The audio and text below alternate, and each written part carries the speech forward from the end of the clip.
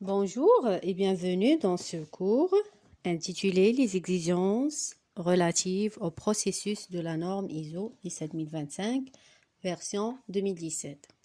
Ce cours va se présenter par moi, Zineb Slimawi. Je vous souhaite la bienvenue dans ce cours. Alors, le cours va se présenter comme suite. Je vais débuter par une introduction, puis une comparaison entre les versions 2005 et 2017 de la norme ISO 17025, puis les exigences relatives aux ressources et revue des demandes, appel d'offres et contrats, sélection, vérification et validation des méthodes, échantillonnage, manutention des objets d'essai ou d'étalonnage, enregistrement technique, évaluation de l'incertitude de mesure et comment assurer la qualité des résultats d'analyse, comment rédiger un rapport sur les résultats, les réclamations clients, gestion des travaux non conformes et enfin maîtrise des données, gestion de l'information et je vais conclure par une petite conclusion. Alors, c'est quoi l'ISO? C'est l'Organisation internationale de la normalisation. C'est une organisation non gouvernementale, indépendante, composée de 162 organismes nationaux de normalisation selon le principe d'un membre par pays. Concernant la norme ISO 17025, c'est un système de gestion de la qualité et la norme principale pour les laboratoires. Elle est spécifique pour les laboratoires d'étalonnage et d'essai. C'est la référence internationale pour ces organismes qui souhaitent démontrer leur capacité à produire des résultats fiables et conformes. La norme ISO 17025 est applicable à toutes les organisations, quel que soit leur effectif, ayant des activités de laboratoire, soit les laboratoires d'étalonnage, d'essai ou d'échantillonnage, associés à des étalonnages ou à des essais ultérieurs. Comme j'ai déjà dit, la norme ISO 17025 est la référence internationale qui définit les exigences générales concernant la compétence des laboratoires d'étalonnage et d'essai. Elle s'applique à tous les laboratoires qui souhaitent démontrer leur capacité à fournir des résultats fiables et valides, qu'ils soient publics, privés, universitaires ou relevant d'autres organismes. Les laboratoires d'essai et d'étalonnage qui sont conformes à la présente norme. Passons maintenant à une comparaison entre les deux versions 2005 et 2017 de la norme ISO 17025. En effet, la précédente version de l'ISO a été publiée en 2005. Depuis, le marché et les technologies ont évolué. La nouvelle version de la norme a été publiée par l'ISO et la Commission électrotechnique internationale en 2017 afin de mettre à jour son contenu et de mieux répondre aux besoins des laboratoires qui l'utilisent. Concernant la version 2005 de l'ISO 17025, elle spécifie les exigences générales pour la compétence des laboratoires d'essai et d'étalonnage, y compris les prélèvements. Elle couvre les essais et étalonnages réalisés selon des méthodes standards, non standards ou développées par le laboratoire lui-même. Concernant les exigences techniques, notamment compétences du personnel, validation des méthodes, traçabilité métrologique, contrôle des équipements, conditions environnementales et gestion des échantillons. On a aussi gestion des conflits d'intérêts. Le laboratoire doit être libre de pression commerciale ou d'autres qui pourraient affecter la qualité des résultats. Concernant la documentation, l'instruction, méthode, normes et méthodes de référence doivent être à jour et accessibles au personnel de laboratoire. Et enfin, pour la validation des méthodes, les méthodes utilisées doivent être appropriées, validées, et si elles sont modifiées, les déviations doivent être documentées et justifiées. Alors, en cas de modification, on doit documenter et justifier les normes utilisées. La nouvelle version de la norme ISO 17025 intègre une approche plus forte sur la gestion des risques, la flexibilité dans le système de management et une meilleure prise en compte des technologies modernes. Il introduit une pensée basée sur le risque qui remplace les exigences prospectives de la version 2005 par des exigences axées sur la performance. Il adopte une structure plus logique et cohérente avec d'autres normes ISO récentes, notamment l'ISO 9001 version 2015. Il intègre l'utilisation des systèmes informatiques, des enregistrements électroniques et des rapports électroniques.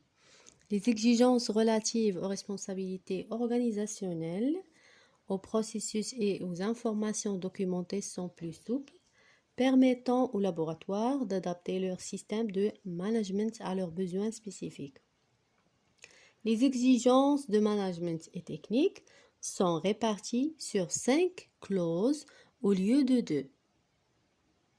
Alors, pour la nouvelle version de la norme, elle est répartie, la partie technique est répartie en 5 clauses.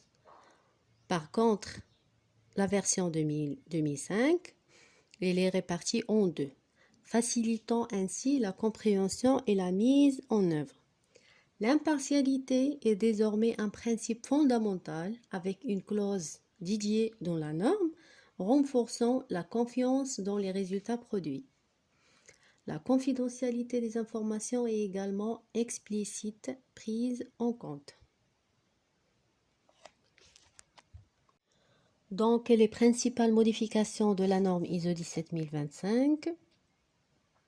Premièrement, le domaine d'application a été revu afin d'englober toutes les activités des laboratoires, dont les essais, les étalonnages et l'échantillonnage en vue d'essais et d'étalonnage ultérieurs. Puis, la terminologie a été mise à jour, des changements ont ainsi été apportés au vocabulaire international de métrologie et une harmonisation a été opérée avec la terminologie de l'ISO, qui inclut un ensemble de termes et définitions connus à toutes les normes dédiées à l'évaluation de la conformité.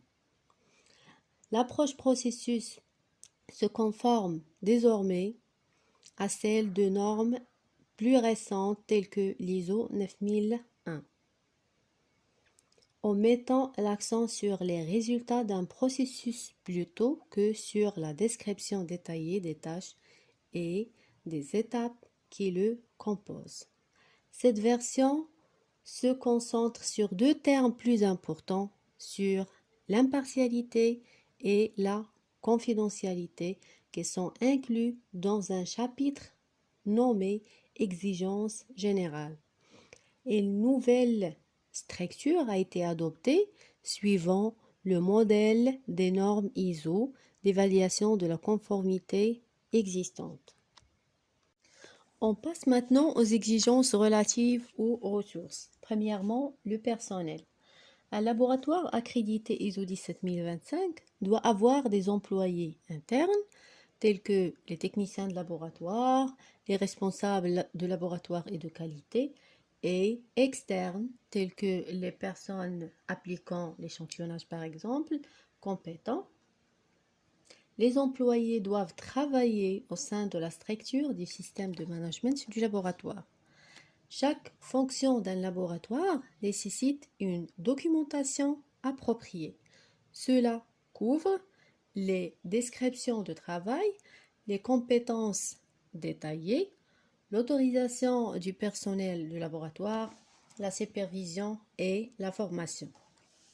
La direction du laboratoire doit utiliser des examens de performance du personnel ou des tests de performance du personnel ou des réunions régulières pour communiquer les tâches, les responsabilités et les autorités au personnel de laboratoire.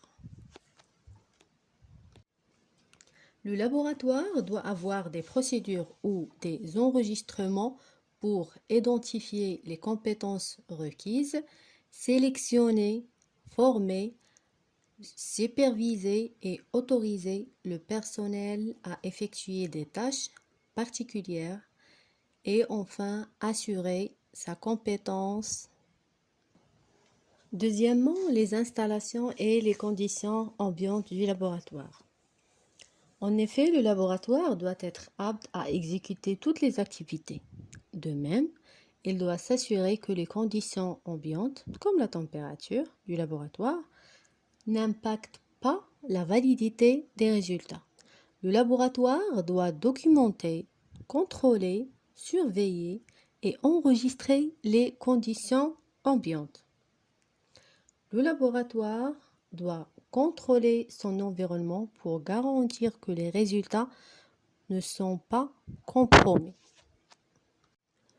Exemple des conditions environnementales qui peuvent affecter un laboratoire: la température et l'humidité, les poussières ou la pollution en général, les activités incompatibles, vibrations et pression, éclairage inadapté, interférences, bruit, maintenance des équipements, fluctuation du courant.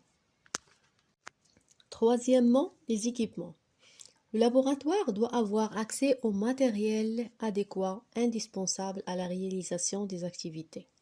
Établir un programme d'étalonnage documenté comprenant l'enregistrement pour tous les équipements pouvant influencer les activités de laboratoire. Celle-ci inclut l'utilisation, la manipulation, le transport, la maintenance et le stockage d'équipements. Identification de l'état d'étalonnage, y compris du matériel hors service et non étalonné. Programme d'inviolabilité visant à protéger les réglages non autorisés qui invalideraient l'état d'étalonnage de l'équipement. Passons maintenant à la traçabilité métrologique. Les laboratoires doivent définir et préserver la traçabilité métrologique de leurs résultats de mesure. Ils doivent utiliser une chaîne continue d'étalonnage documentée. Chaque maillon de la chaîne contribue à l'incertitude de mesure et relié à une référence appropriée. Les laboratoires doivent donner des preuves objectives de leur système métrologique. Les résultats des mesures doivent être traçables vers le système international de l'une des trois manières suivantes.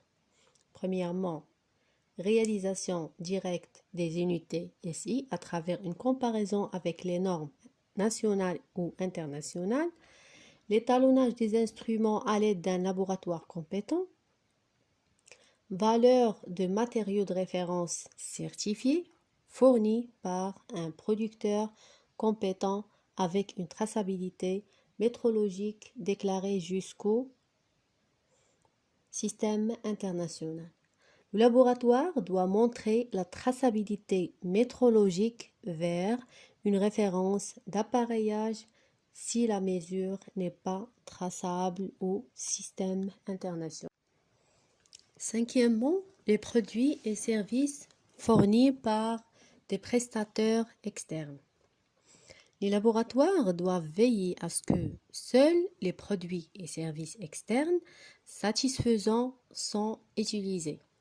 Surtout, celles sont susceptibles d'avoir un incendie sur les activités du laboratoire ou lorsque les produits et services sont destinés à être intégrés aux activités du laboratoire, sont utilisés pour soutenir le fonctionnement du laboratoire, sont fournis directement aux clients par le laboratoire. Il devrait avoir une procédure et tenir des enregistrements pour, premièrement, garantir que les produits et services fournis par l'extérieur répondent aux exigences du laboratoire. déterminer, examiner et approuver les exigences relatives aux produits et services fournis en externe, définir les bases de l'évaluation, de la sélection, du suivi des performances ainsi que la réévaluation des fournisseurs externes. Actions venant de l'évaluation, surveillance de la performance des fournisseurs externes. On passe maintenant à la revue des demandes, appels d'offres et contrats. Le laboratoire doit établir et maintenir des procédures opportunes pour la revue des demandes d'offres reçues, des offres émises et des contrats stipulés. La procédure doit assurer que les exigences applicables, y compris les méthodes à utiliser, aient été convenablement précises, documentées et comprises, et que le laboratoire soit capable de satisfaire de telles exigences en termes des ressources humaines et instrumentales, et enfin que les méthodes d'essai sélectionnées soient appropriées et conformes aux exigences du client. Concernant la sélection et la vérification des méthodes, le laboratoire doit appliquer des méthodes et procédures appropriées pour que les activités de laboratoire, toutes les méthodes, les procédures et la documentation associée, telles que les instruments, normes, manuels et données de référence se rapportant aux activités de laboratoire, doivent être tenues à jour et être facilement accessibles au personnel. Le laboratoire doit s'assurer qu'il utilise la dernière version valide d'une méthode, à moins que cela ne soit pas approprié ou possible de le faire. Lorsque le client ne précise pas la méthode à utiliser, le laboratoire doit sélectionner une méthode appropriée et informe le client de la méthode choisie. Des méthodes développées en laboratoire ou modifiées peuvent également être utilisées. Pour la validation des méthodes, le laboratoire doit valider les méthodes non normalisées, les méthodes développées par le laboratoire et les méthodes normalisées employées en dehors de leur domaine d'application prévu. Méthode normalisée modifiée. Le laboratoire doit enregistrer les éléments suivants comme preuve de validation. La procédure de validation utilisée, la spécification des exigences, la détermination des caractéristiques de performance des méthodes, les résultats obtenus, une vérification que les exigences peuvent être remplies en utilisant la méthode, une déclaration relative à la validité de la méthode donnant des précisions sur son aptitude à l'emploi prévu. La norme ISO 17025, version 2017, impose à tous les laboratoires de disposer d'un plan et d'une méthode d'échantillonnage lors de l'échantillonnage de produits, matériaux ou substances, en vue d'essai ou d'étalonnage. Le laboratoire doit déterminer si les méthodes d'échantillonnage tiennent compte des facteurs à contrôler. Cela garantit la validité des tests ultérieurs et la disponibilité du plan et de la méthode d'échantillonnage sur le site d'échantillonnage. L'échantillonnage doit suivre des méthodes statistiques appropriées. Les méthodes d'échantillonnage doivent décrire le plan de sondage, la sélection d'échantillons ou de sites, la préparation et le traitement des échantillons. Lorsque le laboratoire procède à l'échantillonnage, il doit conserver les enregistrements appropriés des échantillons. Ces enregistrements doivent couvrir le cas échéant, les références à la méthode d'échantillonnage, le personnel faisant l'échantillon, la date et l'heure de l'échantillonnage, les données pour identifier et décrire l'échantillon, les diagrammes ou autres moyens équivalents pour identifier le lieu d'échantillonnage, les déviations, ajout ou exclusion du plan d'échantillonnage et de la méthode d'échantillonnage, et enfin les conditions environnementales ou de transport. Ensuite, on passe à la manutention des objets d'essai ou d'étalonnage. Le laboratoire doit avoir une procédure pour le transport, la réception, la manipulation, le stockage, la protection, l'élimination, la conservation ou le retour des éléments de test ou d'étalonnage. Ceci couvre toutes les dispositions importantes pour protéger l'intégrité de l'épreuve ou de l'élément d'étalonnage. Cela protège les intérêts du laboratoire et du client. Le laboratoire doit prendre les précautions pour éviter la perte, la détérioration, des dommages et la contamination de l'objet lors de la préparation, de la manipulation, du transport, du stockage en vue des essais ou d'étalonnage. Puis les enregistrements techniques. En effet, le laboratoire doit assurer que les enregistrements techniques correspondant à chaque activité de laboratoire contiennent la mention des résultats et suffisamment d'informations pour faciliter, si possible, l'identification de facteurs affectant l'incertitude de mesure et pour permettant de répéter l'activité du laboratoire dans les conditions aussi proches que possible de l'original. Les enregistrements techniques doivent consigner la date de l'identité du personnel responsable de chaque activité de laboratoire et du contrôle des données et des résultats. Les observations données et calculs d'origine doivent être enregistrés au moment où ils sont effectués et doivent pouvoir être reliés à l'opération concernée. Passons à l'évaluation de l'incertitude de mesure. Un laboratoire accrédité ISO 17025 doit comprendre d'où vient l'incertitude de mesure. Le laboratoire doit identifier les contributions ou l'incertitude.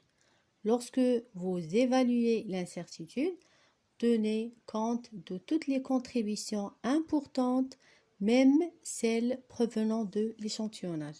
Pour les étalonnages, le laboratoire doit évaluer son équipement pour vérifier s'il est incertain, évaluer l'incertitude de mesure lors de la réalisation des tests. Si la méthode d'essai exclut une évaluation rigoureuse de l'incertitude de mesure, le laboratoire doit procéder à une estimation de l'incertitude basée sur l'expérience pratique ou la compréhension des principes théoriques. Pour assurer la qualité des résultats, le laboratoire doit avoir une procédure pour contrôler la validité des résultats. Un laboratoire accrédité doit donner la priorité à la validation des résultats. Utiliser des techniques statistiques pour identifier les tendances. Le laboratoire doit développer une procédure pour vérifier la validité de leurs résultats, comprendre si le système ou le processus peut être inefficace. Dans ce cas, prenez des résultats préventifs.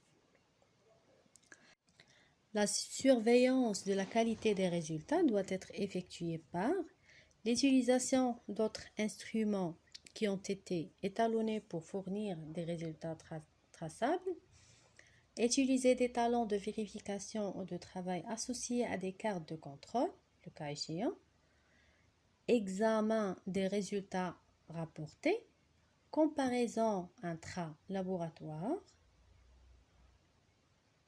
essai d'étalonnage à l'aveugle. Les résultats doivent être revus et approuvés avant transmission du rapport. La liste des données constitutives du rapport a été complétée. La date d'émission, l'identification claire des résultats provenant de prestataires externes.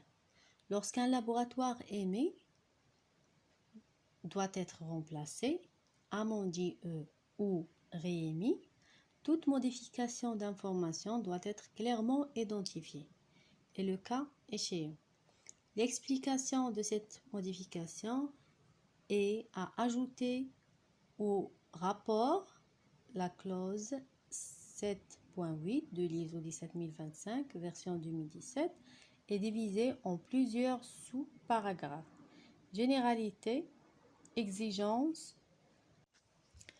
Les laboratoires qui souhaitent être accrédités ISO 17025 version 2017 doivent connaître l'importance de traiter les plaintes du client, avoir un processus documenté de gestion des réclamations, évaluer et prendre des décisions sur la façon de gérer les réclamations. Ce processus doit être facilement accessible à toute partie intéressée. Si la plainte émise est importante pour les activités du laboratoire, ceci doit confirmer qu'il est responsable de la plainte. Le laboratoire doit également être responsable de toutes les décisions lorsqu'il traite une plainte. Le processus documenté doit comprendre notamment l'accusé de réception, le suivi, la collecte et la vérification des informations, des conclusions et des actions appropriées. Les conclusions à signifier doivent être établies ou revues et approuvées par une ou des personnes n'ayant pas été impliquées dans les activités de laboratoire initiales en cause. La procédure de gestion du travaux non conforme doit assurer qu'une évaluation de l'importance du travaux non conforme est effectuée, y compris une analyse d'impact sur les résultats précédents. Les actions requises, y compris l'arrêt ou la reprise du travaux et la retention du rapport, s'appuient sur les niveaux de risque fixés par le laboratoire. Pour les non-conformités, la procédure doit inclure le personnel responsable et autorité pour le traitement du travaux non conforme, la création d'actions en fonction du niveau de risque, une évaluation de l'importance du travail non conforme, y compris une analyse d'impact, la précision à prendre pour la non-conformité, l'assurance que le laboratoire est informé, et enfin le personnel chargé d'autoriser la poursuite du travail. Et finalement, la maîtrise des données et gestion de l'information. Le contrôle des données et des informations est un aspect essentiel de l'exécution des activités. Un laboratoire doit vérifier s'il a accès aux informations essentielles à la conduite de ses activités. Il doit s'assurer que les systèmes de management de l'information utilisés pour la collecte, le traitement, l'enregistrement, la création de rapports, le stockage et ou la récupération des données est valide pour la fonctionnalité. Cela inclut le bon fonctionnement des interfaces au sein du système de management des informations de laboratoire.